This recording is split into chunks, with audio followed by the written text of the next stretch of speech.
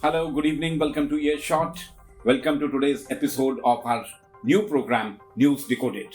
I have with me my old colleague and CEO of Earshot, Gaurav Choudhury, and I'll just tell you in a moment why Gaurav is with me. Whole world is worried about the rising oil prices. Primary reason, as people like me who follow journal news think that it is due to the Russia-Ukraine war.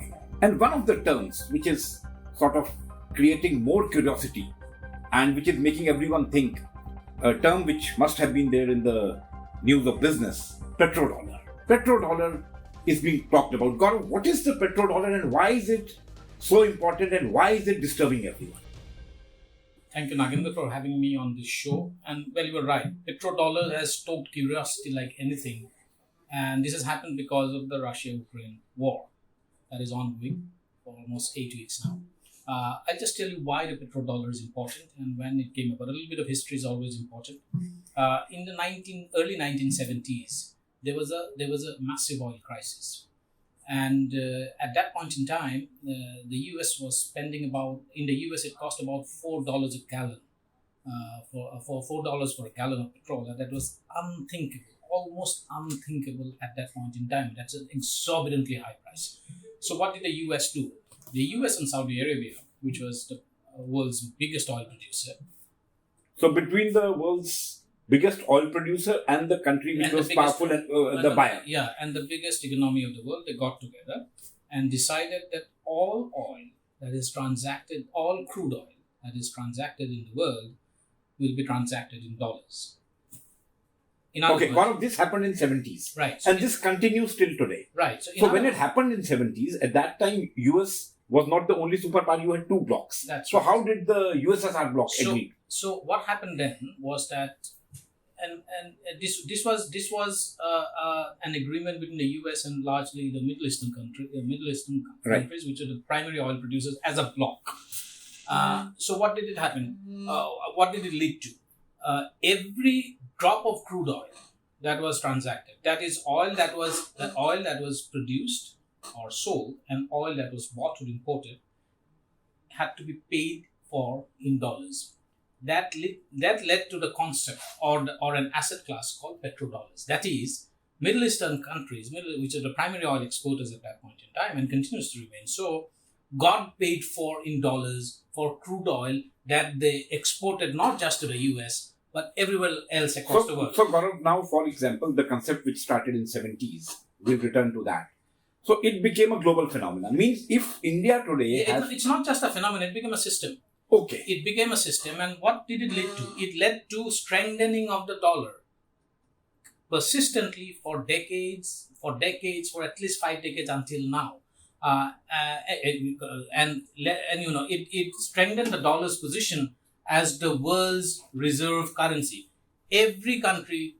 Almost every country in the world is dependent on oil imports, except for the countries that are part of producing it, which is about 40 odd countries of the OPEC cartel, which is the Organization of Petroleum Exporting Countries. Apart from that, all the rest of the countries import oil, are more or less net importers of oil. India, for instance, imports 75% of its crude oil requirements.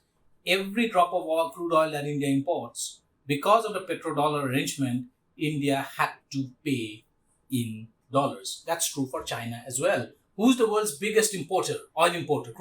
It's China. Okay. Right? So Gaurav, China and India, we take two big countries. So first of all, the Indian currency would be converted into dollar and then the payment would be made in dollar to the That's right. To so the oil producing. Every time we import any crude oil from any country, we have to pay for in dollars. Right. So what did it lead to?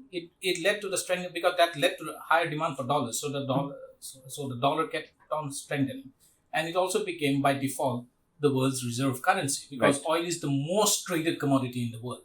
It's the highest imported commodity, and most traded commodity in the world, crude oil. So that obviously by default established dollar status as the world's reserve currency. Now, the bigger question here is, however, why is it under threat? Yes. Why is everyone saying that the Russia-Ukraine conflict has threatened the petrodollar's position? Yes, Gaurav, actually, this is very interesting. I think we would like you to explain this for our listeners. That number one, Why oil prices are rising across the world due to the Russia-Ukraine war? And two, why is the petrodollar under threat? Right. First, on why the crude oil prices are rising, or why oil prices are rising, and why crude oil prices are rising. Petrol and diesel prices are rising in India. Yes. So it's rising almost every day by 80 paisa to 1 rupee per litre. Yes. And that we have been noticing. Is rising because... Yes.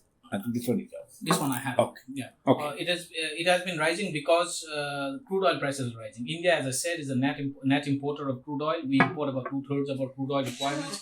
Crude oil is brought into India, refined, and then sold as petrol, diesel, and other refined petroleum products. So every time crude oil prices go up, petrol and diesel prices that people like you and me pay while we, when we fill our vehicles with petrol or any of the transport fuels, we end up paying more. So that is one of the reasons. Before the Russia-Ukraine war started, crude oil was trading at about $75 a barrel. Now it's trading about $140 a barrel. Why is that happening? There are two reasons for it. One, Russia. You had referred to it in yesterday's podcast also, right. But please elaborate. Russia is one of the biggest. Russia is in fact the biggest exporter of energy in the world. Yes. When when sanctions were imposed on Russia, Russia was also thrown out of the SWIFT system. Yes. SWIFT is a system of international banking transactions, Right. where currency, international payments are made across continents, across geographies, through a real-time banking system, which is essentially driven by the dollar. So, if I have to make a transaction in, say, Indian rupee, if I have to make a transaction to someone in Latin America, that my payment in rupee will first be converted into dollars, yes. And that dollar will then be converted into local currency, for which which is the medium of exchange or the legal tender in Latin America, Yes. respective Latin American countries. Now, when Russia imposed the sanctions in Russia, and Russia was thrown out of the SWIFT system as the US and European countries' retaliation to Russian invasion of Ukraine, prices of oil started moving out because Russia, the biggest exporter of energy in the world, moved out of the supply system. Right? So every time when supply collapsed at least from the Russian, the Russian component of oil supplies collapsed, that pushed up petrol prices, crude oil prices, and subsequently that led to higher and costlier petrol and diesel in countries like India and anywhere else in the world. That is the reason why petrol and dollar prices. There is also a speculative component, which is always crude oil prices. The crude oil market does not like any kind of volatility. Okay. So every time there is any kind of a geopolitical, instability, crude oil. The first prices that go up are the oil prices, because that's a speculative component. It has got nothing to do with supplies or demand. There is a question of falling supplies because Russia has moved out of the SWIFT system, and because Russian oil is not transacted in dollars right now. That is one. But the second, of course, the speculative component. But why is the petrodollar under threat because of the Russian conflict? That's a very interesting question. So the reason is this. Now, as I said before, petrodollar, the system was established, and it has been the reigning system for 5 decades. And even now, as the default system for transacting in for anything that has got to do with crude oil transactions. Absolutely. That is, if I'm importing crude oil, I have to pay in dollars. If India is importing crude oil, India has to pay in dollars. That was the default system. Yes. Now, what is happening is that Russia, being the world's major energy exporter, is saying that anyone who wants to import oil from Russia need not pay in dollars. Absolutely. So they are offering bilateral transaction deals in currencies. That is, take for instance the rupee-ruble currency. Russia's currency is ruble. India's currency is rupee. And Russia is offering India that you import oil from me and pay in rubles. Right. So or pay in rupee, which is converted to rubles. Take dollar out of the system completely. That is something that is threatening the very edifice on which the petrodollar drew its strength from. Absolutely. What happens tomorrow if China similarly strikes bilateral deals with Russia and other oil exporting countries that instead of paying in dollars will pay pay let the transactions happen in yuan, which is the Chinese currency, and the local currency of the exporter. Yes. It threatens the status of dollar as the world's reserve currency. That is what is actually causing it's something that is causing worry lines to appear among policymakers in the US, because the US economy draws its strength as being a reserve currency from dollar being the reserve currency in the world. The petrodollar for 5 decades, besides establishing dollar as the world's reserve currency and strengthening the dollar, decade after decade after decade, has also actually been the primary source of investment and repatriation of profits of US corporations from all across the world to their home country, which is the US, and is also the petrodollar has been the primary source of US's geopolitical strategy.